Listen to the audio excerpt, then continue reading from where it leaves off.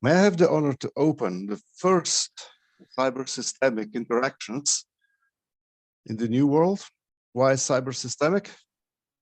Cybernetics is all about communication and control. Systems thinking is all about creating the frameworks. So let us try to create as light frameworks for the communication to work. Let us go to thanks. I would like first to thank University of Ibagué team, who is led by Alfonso, to basically support our efforts so immensely, also with the technology. And I would like to thank all cyberneticians, all system thinkers who have been, who are, and hopefully who will be, and to all of you, because you're the part that has been and is and hopefully will be. So let us make this meeting as swift as possible. This series of meetings. The proposed structure is that we have 3 emerging researchers who would like to basically open a discussion for a concept. And that will take 1 slide per researcher and 5 minutes per researcher. And after that, we will try to open a discussion on that. And that's it. And because we should have a time limit, because time is the most important part of our lives, let's keep it under 1 hour. Let us start then with Domanjko, who is the PhD student, and we'll try to elaborate a little bit on the frames of the concept. Jan, the floor is yours. Hi, my name is Domanjko, and I'm working in master data management in Novartis pharmaceutical company, and I'm also a PhD student here at Faculty of Economics and Business in Maribor. Okay, let's start with the topic.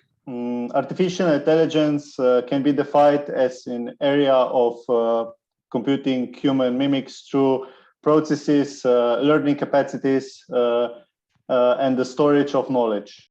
It's about machine intelligence based on machine and deep learning, that the machine gets abilities of a human mind and decision making and challenging. The process works in 3 phases.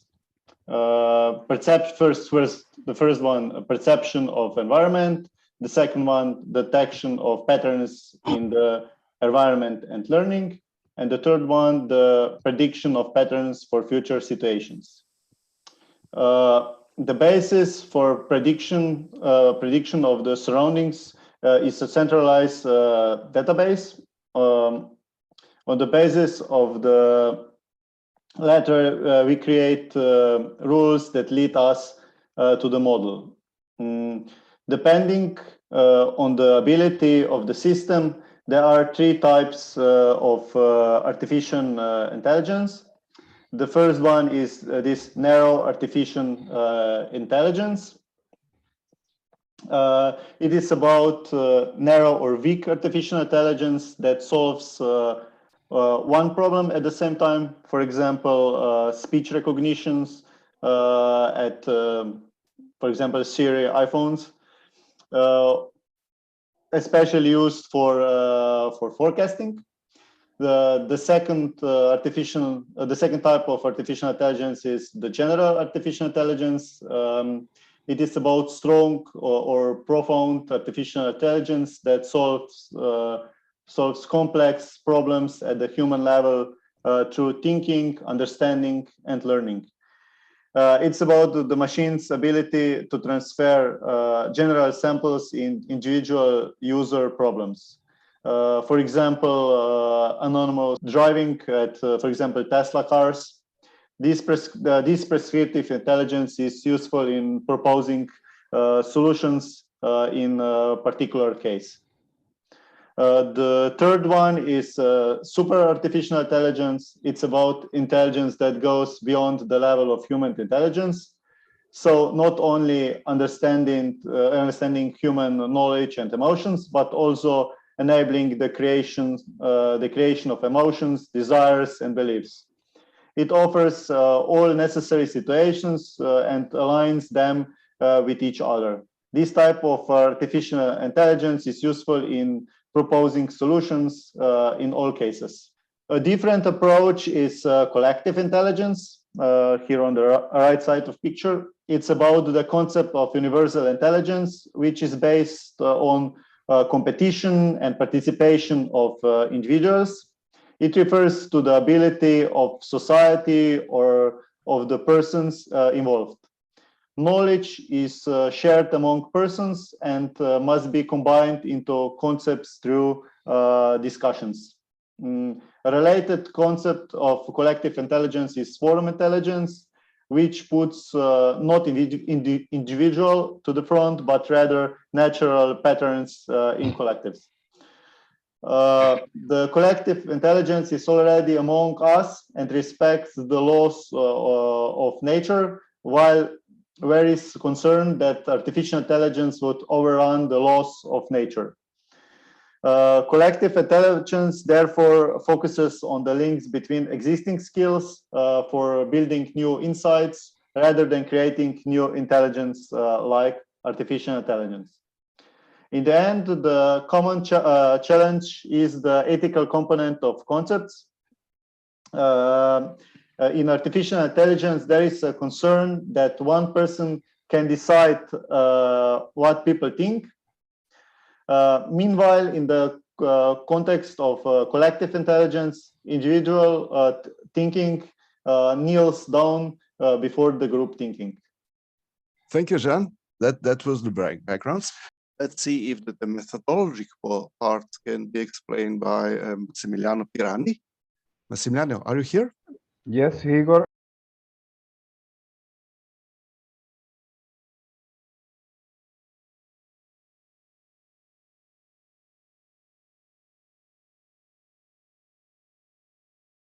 So let me first recall the exercise that we have made here. We met very briefly with Jean and Andy Williams, and we tried to get an idea of what Andy's problem was.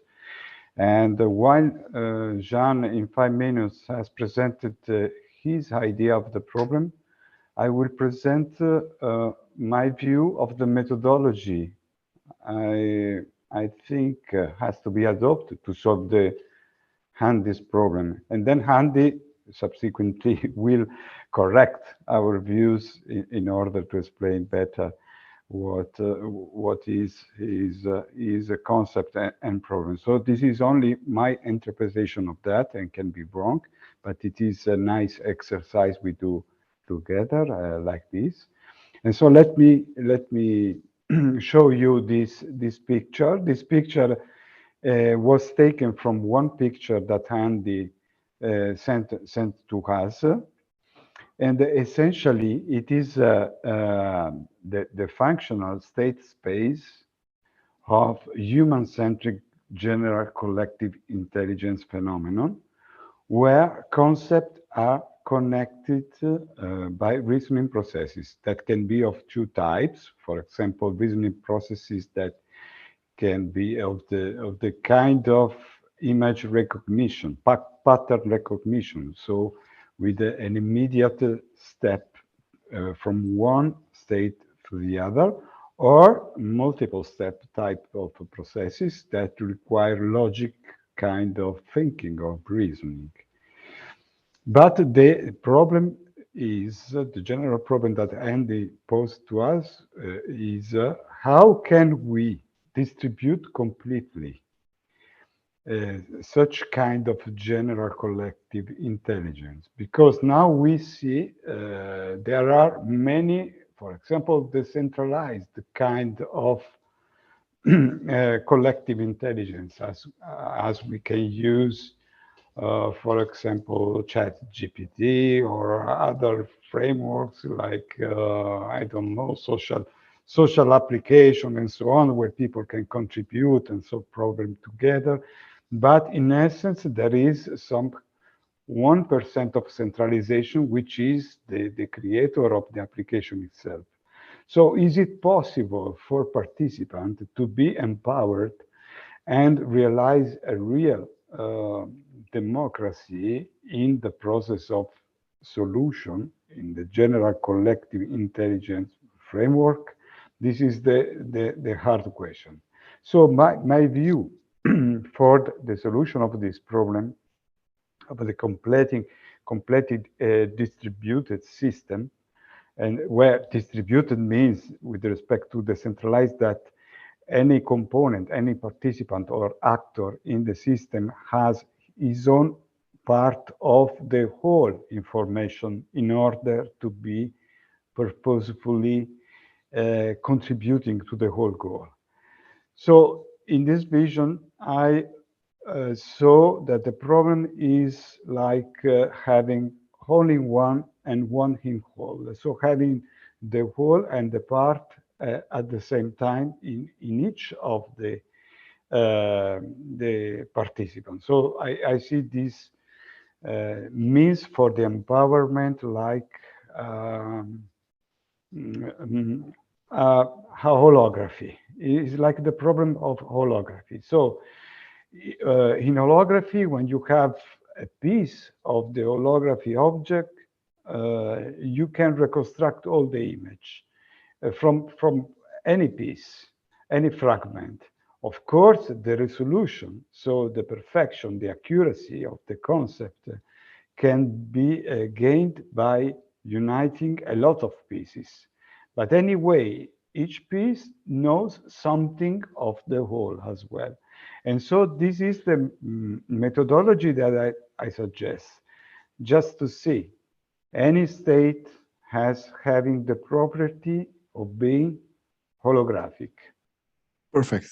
Thank you, Massimiliano. And the floor is yours. Thank you so much. And thank you for those explanations, Jan and Massimiliano. Thank you. So I agree 100% with your perspective of the problem, Massimiliano. The difference between a collective intelligence and a general collective intelligence is that a collective intelligence distributes the solving of some problems. A general collective intelligence has to have the capacity to distribute and decentralize any possible problem. That is a massive difference because, as you mentioned, you may have centralization in only 1% of your processes. So that's very common in the Web3 world, for example. Web3 introduces decentralization into a great number of processes, but in the few processes that are left that are not decentralized, Web3 is more effective at centralizing money, resources, than any technologies have been in the past. So the strange thing that's happening is that the more we introduce technologies like Web3 that are meant to the more we introduce technologies like Web3 that are supposed to be decentralized, the more we're actually centralizing money and other resources and control over decision making. It's a very paradoxical thing until you recognize that that's fake decentralization to some degree, because we have to have a more general model of decentralization that's capable of decentralizing anything. So what's really important in this approach is a functional model of what cognition is doing. So this functional model says that cognition essentially navigates from one concept using reasoning to another concept. So if you can create what I call a conceptual space in which each concept, which is a graph containing a bunch of nodes in which each node is a concept and each edge connecting the nodes is a reasoning process, then every possible concept and every possible reasoning process can fit inside that conceptual space. And you can describe any possible behavior of the cognitive system in terms of motion through that conceptual space from one node or one concept through reasoning processes, which constitute the edges, to other nodes. So once you can represent all possible reasoning, or any possible reasoning or concepts in terms of this graph of conceptual space, and once you can represent any possible behavior or function of the cognitive system in terms of that graph, you can then potentially represent any possible property of cognition itself. And one of these properties is intelligence. So one of the most important things about this model of general collective intelligence is that it provides a functional model of what intelligence is, where that functional model is hypothesized, at least, to be valid from any value, such as around 160 or so, or 0, to way past the range that traditional models of IQ are valid at, which is they begin to be invalid between 160 to 200, depending on the test. But this functional model is valid potentially at far higher IQs of even 1 billion. So right now we have no clue. There's not even any way of even gauging the meaning of an IQ like that. But with this functional state space, you can very clearly understand what that means and how someone might be able to navigate a conceptual space with that level of intelligence. So what this general collective intelligence is potentially enables one to do is enables one to harness the collective intelligence of a group in a way that exponentially increases our effective intelligence. If this model is valid, what that means is that by harnessing this collective intelligence, we would be able to potentially solve problems with an IQ of potentially 1 billion or 3 billion or something like that. And so what that means is that problems that no human would be able to even understand existed, we would be able to solve. So all of this sounds fairly fantastical. So rather than beat that horse to death, I summarized it in a PowerPoint presentation, and I simply summarized the main claims and then asked ChatGPT whether or not the claims were valid. And just I say this just as a point of interest. The responses, I'm going to send out the survey as well, but the responses from ChatGPT were, yes, according to the claims and assumptions presented, it is feasible that general collective intelligence has the potential to exponentially increase the general problem-solving ability of a group. And the second response was the validity of the arguments supporting the claims should be assessed based on their own merits, independent of the scientific community's awareness or consensus. As I asked ChatGPT, how can we go about assessing these arguments if no one's ever heard of general collective intelligence?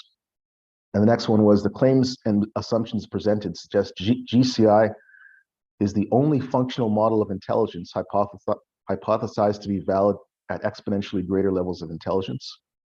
And 4, there's only one more after this. Yes, this would be highly significant if no other functional model of intelligence is hypothesized to be valid at exponentially greater levels of intelligence. And finally, yes, if impact on every problem in general can be quantified in terms of the ability to navigate an increased volume and density of conceptual space, then the possibility of an exponential increase in impact through the use of general collective intelligence would be one of the most important innovations in the history of human civilization, according to the claims and assumptions presented. Thank you very much. Thank you, Andy. The challenge is really great. I can see Sean Turnbull's raised hand. So, Sean? Thanks, Igor. Should somebody define what is a definition of collective intelligence and how it may be different from distributed or group intelligence? So, according to my definition, the magnitude of collective intelligence is the volume and density of the collective conceptual space that one can navigate per unit time in order to find a solution to any problem. I don't understand those words. Okay. It's high level words I just can't put together to answer my question. You're using words that don't define anything for me. Okay, Can you make it simple? Sorry, I'm at a loss for words. I don't know how to explain it. That's what I thought. Okay, maybe Elena can put If you can't define it, we don't know what you're talking about. Maybe it's not to assume that from the first point, but let's go on. Elena, yes, can you? Yes, well, thank you for the presentations. I wanted to mention, which I see that Jose has already mentioned, that Stafford Beer's Teams Integrity process draws on a lot of those ideas, except it is not an additive intelligence, but an integrated intelligence through discussion. It also uses nodes and edges, but in a slightly different way, because the edges are the 30 participants representing the edges of an icosahedron.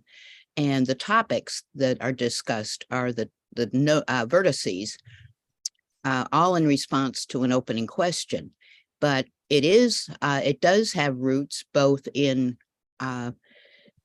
Bucky Fuller's tensegrity and also in graph theory. That isn't my field, but it's a Paley graph with diameter 3. And I wondered if you'd like to speak to the difference between additive and integrative intelligence produced through dialogue. I'm not quite sure of the difference, but what I can say is that I'm not quite sure of the difference between general collective intelligence and those specific models. But in general, general collective intelligence is intended to be a model of any possible collective reasoning process rather than being limited to any given collective reasoning process.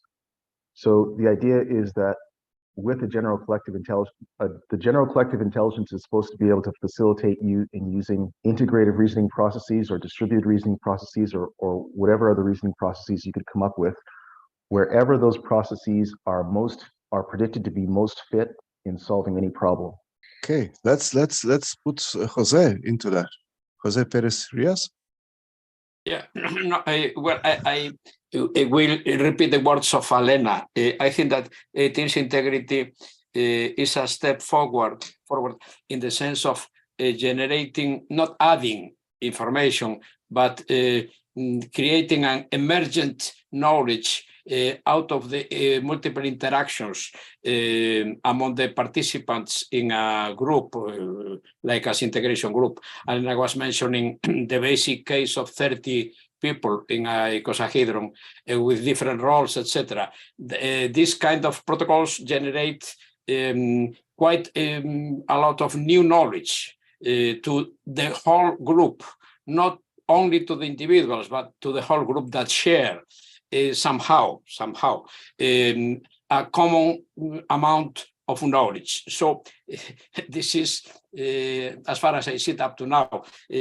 I also have a question about how to make this jump if we don't use this kind of protocols.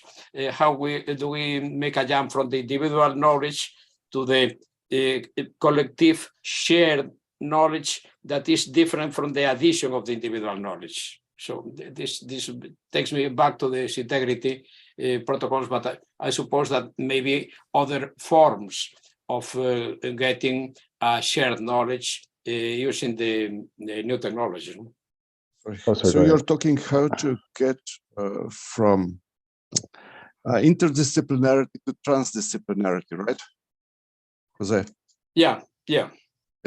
Okay. Sorry, yes, Andy. Together, yes, transdisciplinarity and also how to separate the limits of the individual knowledge, how to transcend that due to the interaction with other persons. So this is the key issue. Mm-hmm. Igor, Raul. just I would like to add to what the other people have been saying. I would say there is a need to not only to integrate, but to give boundaries to a situation so that somehow when we talk about collective intelligence in nature, it is perhaps the one that I have personally dealt with more, is with a beehive. So when you have a beehive, you have a huge range of contributors. And what is interesting is that the queen of the beehive is providing some pheromones and helping this integration happening as the bees operate as a collective intelligence.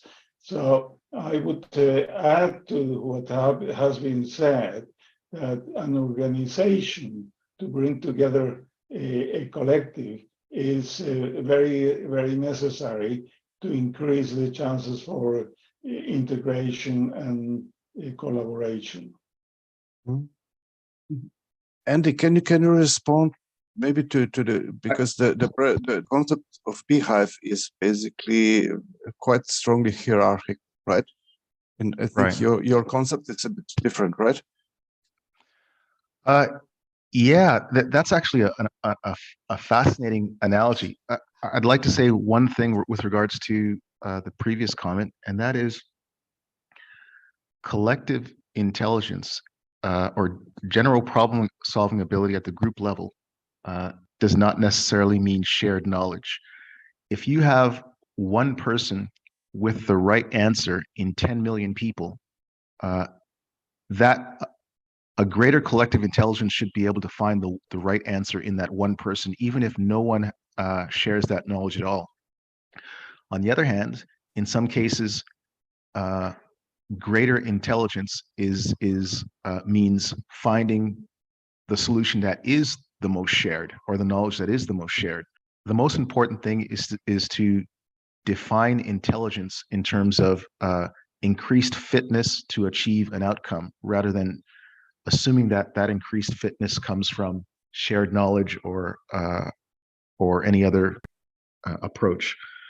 So with regards to the beehive, there are two types of, well, I predict that according to this human-centric functional modeling approach, there are two ways you can create or a general collective intelligence. One is what I call, they're both hive minds. One I call a good hive mind, and the other I call a bad hive mind. So anyone who's watched Star Trek and has seen the Borg, where the Borg queen takes possession of everyone's minds, and everyone is a drone that can be killed or sent on a suicide mission to serve the queen. You can see that there is, everyone can be, a collective intelligence can be, can serve an individual in a hierarchy that or whichever individual owns that collective intelligence, or as it is at the top of the hierarchy of individuals, or the general collective intelligence can achieve the well-being of every individual. So the latter, the one that solves the problem of collective optimization or optimization of collective outcomes, I call that a good hive mind, or a good general collective intelligence. The other one that serves some individual, I call that a bad hive mind. But both paradigms, I believe, are possible. Okay, thank you, Andy. Seymour. Thank you. Just a flow that I'm missing, which is the triple loop learning that should be embedded in here. And I think it may be Deb was alluding to it when he talked about the narrow, general, and super. And the question is that even if you have collective intelligence, and through that collection you come up with maybe not even a solution, but a road to a solution, how does that feed back into the nodes themselves and raise them up together? So now that they're at a new level of intelligence. so they can deal with those? Like, where is that learning loop or that feedback loop, if you will? Where does that come into the process? And that's indicated on one of the slides in the presentation that I sent out. But you can have reasoning processes that are very short, or reasoning processes that are very long. You can have reasoning processes that are, group reasoning processes that are very, very detailed or very general and strategic. So they can occur at all different time scales and all different levels of detail, so that you can have as many iterations of feedback. You can have an infinite number of iterations of feedback. It's not limited to 3 levels of feedback as in some models that some people would prefer, but it's n levels of feedback where n can be infinite. Not that I think that's good, and that's the obvious answer. We can go to infinity, just keep adding 1, and we're happy. But we break down intelligence into some pieces about what is intelligence, and I know you gave a general definition to Sean, but if we take that out a bit, because there's lots of boundaries that have to be built in here. If I'm talking about intellectual, however that's measured, and there's issues there, emotional, spiritual, organizational, and can all of them go to the end, or do they stop somewhere? And are there boundaries in which they're held? So my question is, are there subgroups when you talk about intelligence? Because it's nice to say that we can bring it all into a room, and if we talk long enough, we'll solve the world's problems, and maybe we'll solve world peace. The reality is there are boundaries where we may not be able to move forward, even if we have a billion level IQ. I don't quite know what that means, but maybe it's because I've lost all my hair. I've been thinking too much, but that's the underlying question: is how do I break that down into those more focused pieces, so that I can better see the impact in a more dramatic way? Because unfortunately, IQ today is just a poorly defined element, and it's highly unmeasurable. And I'd like personally, just from my researches, to break it down to the other elements and see where that takes us, because the devil is always in the details. I agree 100%. And just to be clear, this is a functional model of cognition, but you can, in this human-centric functional modeling, you can define functional models of the emotional system, functional models of the consciousness, functional models of the body.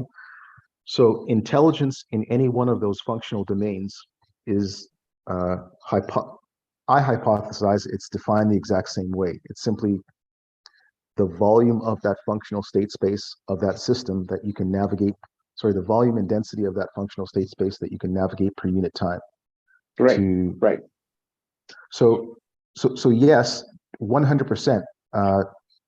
Intelligence in this functional modeling approach exists in different functional domains, whether it be emotions, whether it be consciousness, which is often called spirituality, the ability to be conscious of all of these different systems, whether it's the body, mind, or emotions.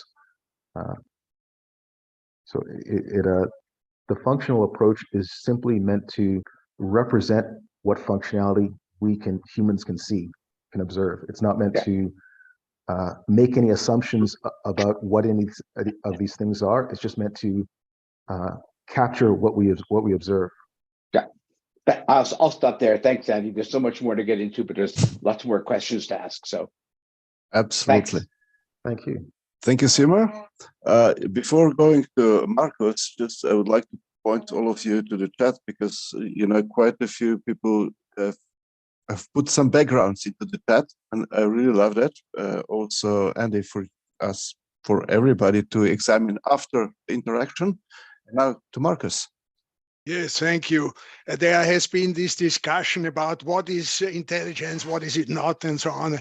And I would just like to insert a definition by Sternberg, And that definition is very systemic, it seems to me. And he defines intelligence by 3 criteria. The first criteria is intelligent is a system that changes due to stimuli. That means it adapts. The second criterion is it does not only adapt, but it also reaches out to influence the environment. And the third one is when coexistence or coevolution with the current environment is not possible, it changes the environment. Now, from a cybernetic, these are the 3 elements by Sternberg, but from a cybernetic view, I have to bring in the recursive view. And so I brought in the aspect, a intelligent system makes a net contribution to the greater whole. So these are the 4 criteria which seem useful in defining intelligence. Thank you. Marcos?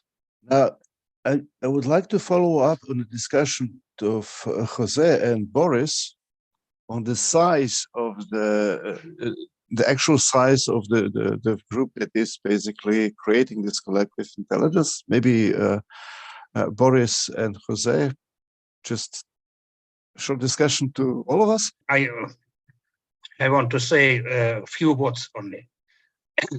I think that intellect is has a collective nature, because our knowledge are results of knowledge and other people, and so. But collective intelligence is intelligence of groups of people. Maybe very big people, very big group. For example, the scientific society is a very, very big group, and we have communications. We change our knowledge. Maybe technology of collective intelligence for scientific society is not good, but it collective intelligence too. And I think it's impossible to compare artificial intelligence and the collective intelligence. It's a very big difference. It's my opinion. Should I respond to that? When you, Boris, when you say it's impossible to compare artificial intelligence to collective intelligence, what comparison criteria do you mean?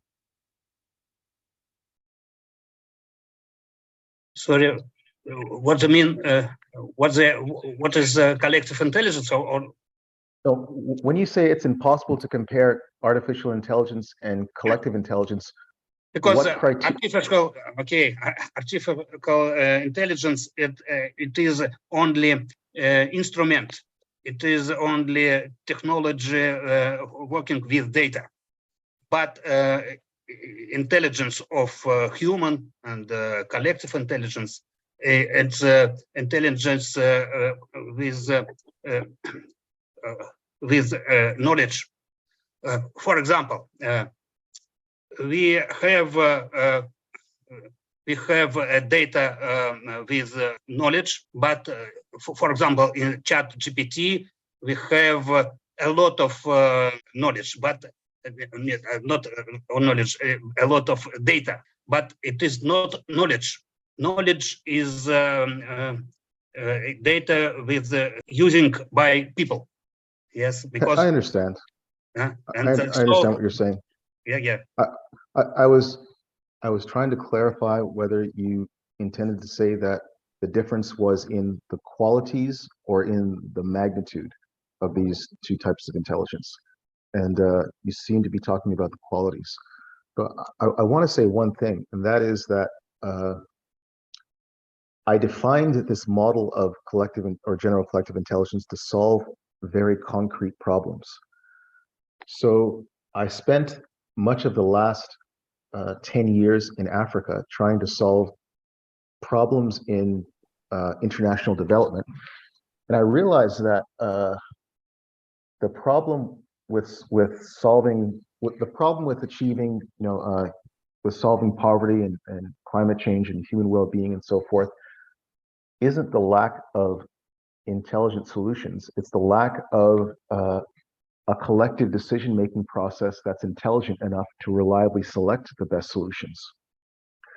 So I came up with artificial platforms that were vastly more intelligent or collectively intelligent, or that raised the collective intelligence of the group so that it was possible to choose vastly more effective solutions.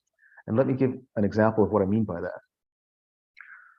Right now, there is no organization in the world, not the UN, not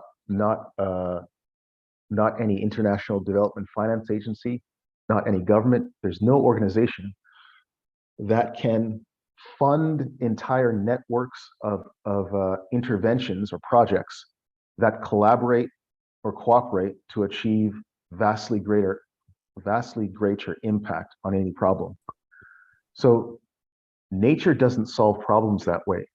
When nature wants to achieve any complex outcome, like getting life to walk or fly or run, nature doesn't do it through a single cell or a single entity like a cell.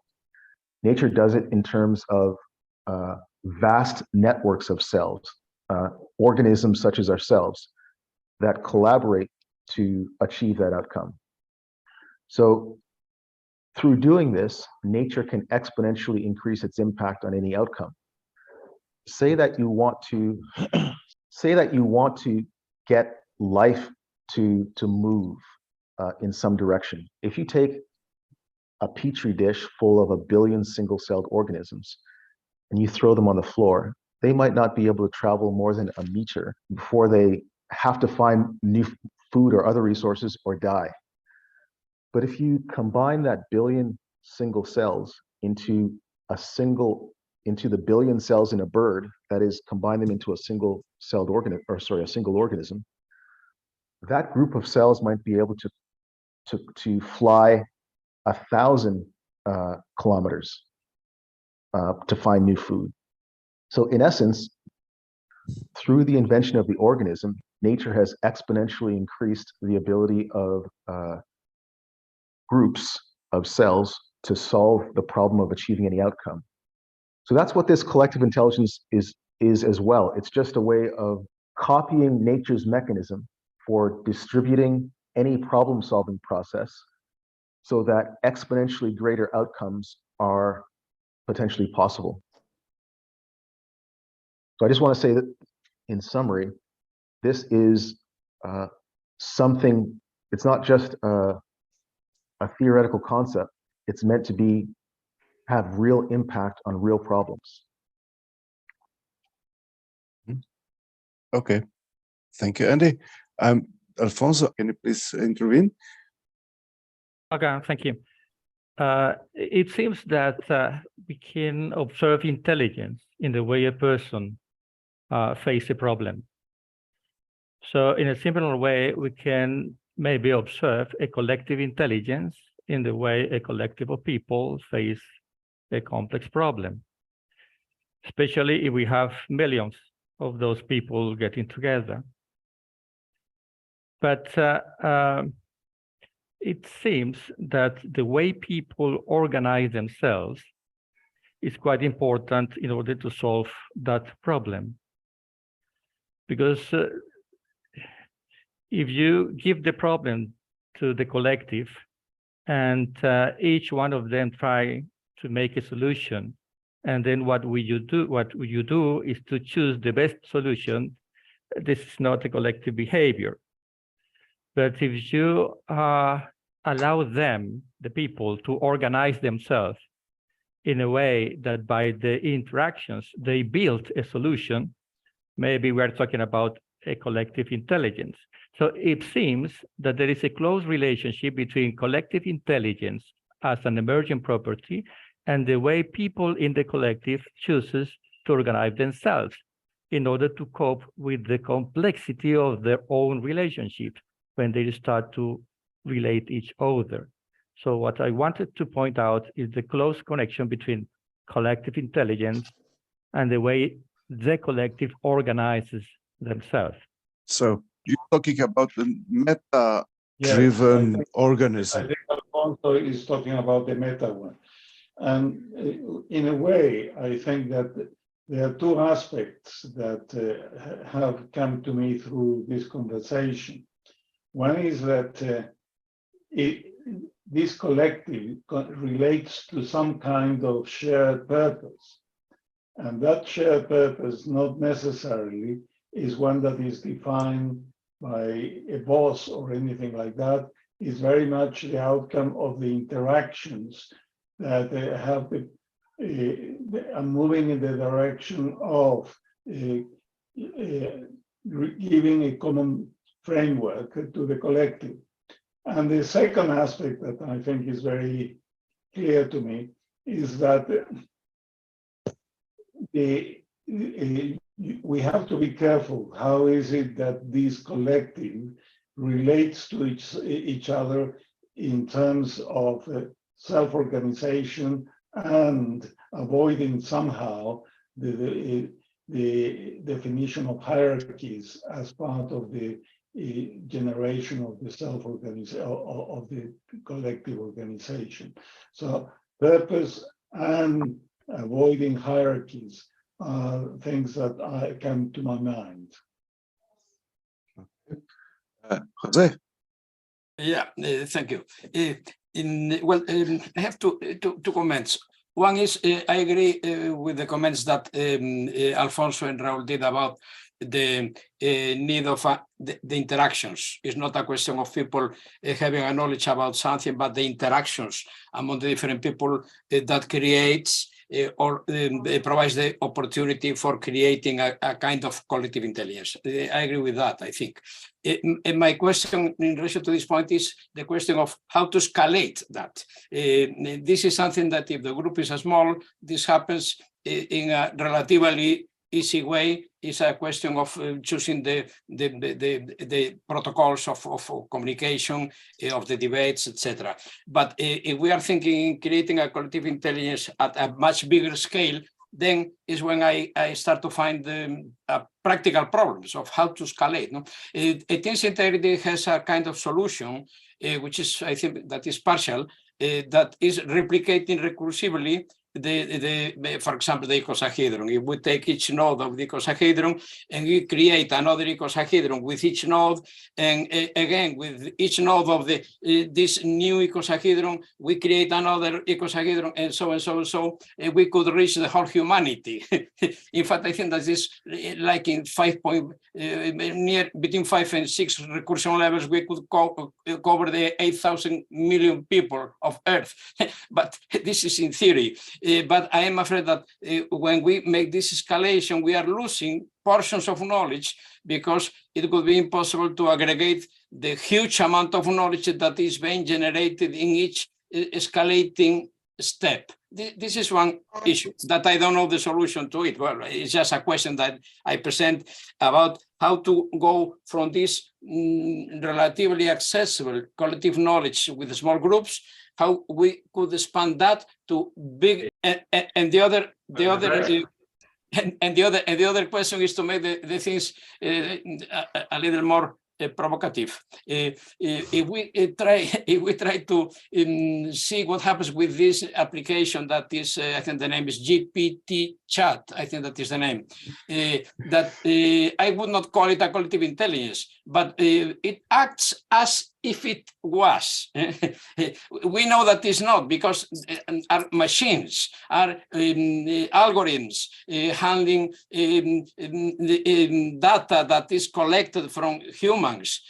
But the funny thing with that tool is that when you make a question about something and the answer is wrong, you provide the correct answer, and the tool tells you, thanks very much for this new knowledge that you did provide me. Now I will give you back the answer much better in quality because you provide me information. So we start to see a kind of, I don't know how to call it, entity. I would not call it collective intelligence, but in fact is collecting data, I don't know if quality information or intelligence, collecting data from persons, human beings, interacting this knowledge through the algorithms to create new answers. I don't call it information yet, just answers that the human beings receive, and with these answers, we create, now human beings, we create new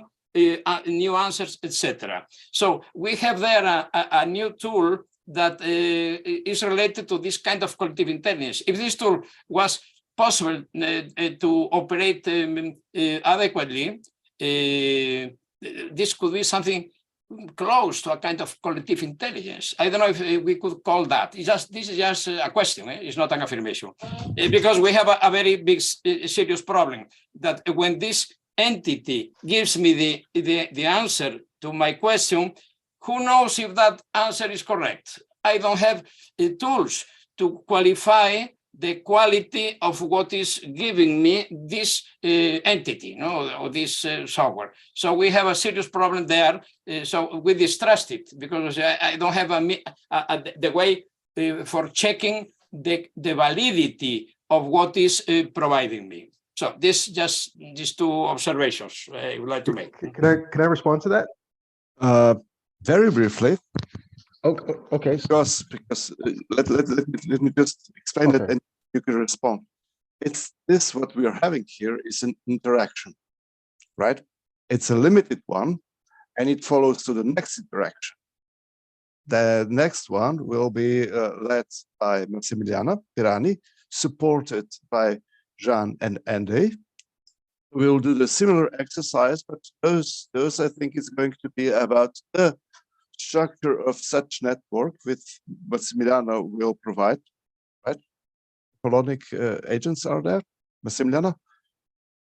Oh, yes. I think that I will expose a problem around that more or less, but I have to think about, because I have new things to discuss also. The idea of that one was to exchange some ideas for the first time. Yep. Which will lead to the next one, which will be in a month, and which will hopefully, not only the three core people to prepare for the next one, but hopefully you will interchange among each other. So the questions will be very, very much on the next level. And yes, by saying that, I will shut up and say no more and leave the last words to Andy. Thank you so much. So in response to that last statement, according to this model, there is an inbuilt or innate collective intelligence in groups up to a size of, it's predicted to be about 150 or so. So in other words, groups naturally self-assemble to have some collective intelligence. But that natural collective intelligence of groups is predicted to be not very much higher than the intelligence of the smartest person in the group. However, this model of general collective intelligence defines intelligence as a pattern of dynamical stability in the fitness of the cognitive system, where that pattern can be used to define an algorithm that can organize collective reasoning at any scale, whether that's billions of people or trillions of people. So it's something that can it's something that can exist at an entirely different scale. So when people talk about the intelligence of collectives, if you think of a group of neurons, the intelligence is, as some people said before, in the connections of those neurons, or the dendrites, I guess you'd call them, in the connections of those neurons between themselves. Those neurons themselves might not be very smart. The intelligence is distributed throughout all of those connections and the way they've been trained. In the same way, this general collective intelligence is infrastructure that humans can't, humans don't naturally self-assemble into a general collective intelligence. It's a complex infrastructure that has to be created to facilitate that. That's it. Thank you. Okay, now guys, hopefully. Thank you, Andy. You answered my question. You defined it. So let's meet in a month. The same trio will provide the next challenge, go deeper into that, and I hope that, yes, we get together one more time. And please, the intention of this interaction is to follow up interaction. However you like, self-organized, please. And yes, love you all. Yes. We will make available the recording of the meeting this week. Thank you, Alfonso. This is very important. I think the website in WASC's website, isn't it? Yeah, that's it will right. be there. Yep. I think most of you registered. I have most of your emails. We have the list. We will send it directly, and the link will be there. So yeah, let's do it like that. Thank you very much to all. Thank you. Thank you. Thank you all.